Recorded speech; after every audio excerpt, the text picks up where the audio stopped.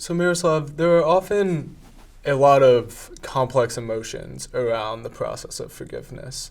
And I think commonly people often associate negative emotions with forgiveness more often than positive emotions even. Things such as shame or guilt or anger. And within that emotional whirl around forgiveness, where is the place for joy?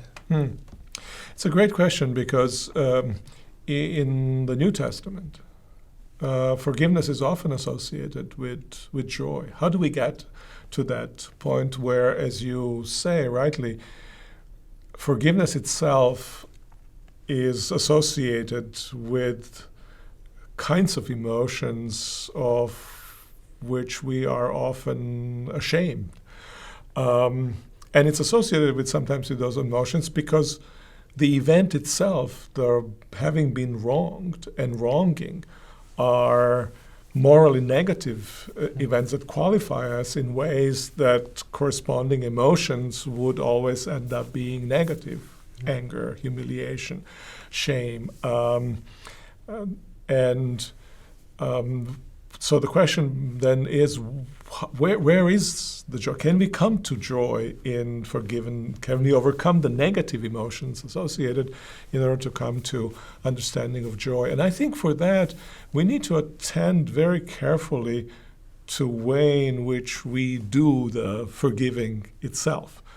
We can demean others by forgiving, and we can fake rectitude by receiving. We can be too proud to receive. We can be too injured or too angry in order to properly to give. But if we carefully guard how we both receive and how we give forgiveness, then there can be a space for extraordinary and beautiful joy. For what happens in forgiveness is that a person who was burdened by guilt of a transgression, that burden has been lifted up and they're free. They're able to return back to their own full humanity.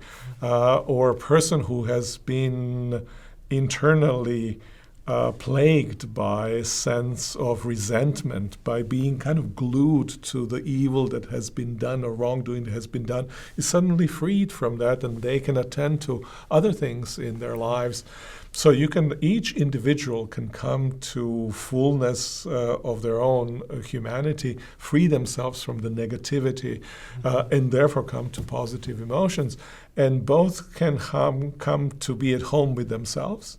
Both can come to be at home with one another.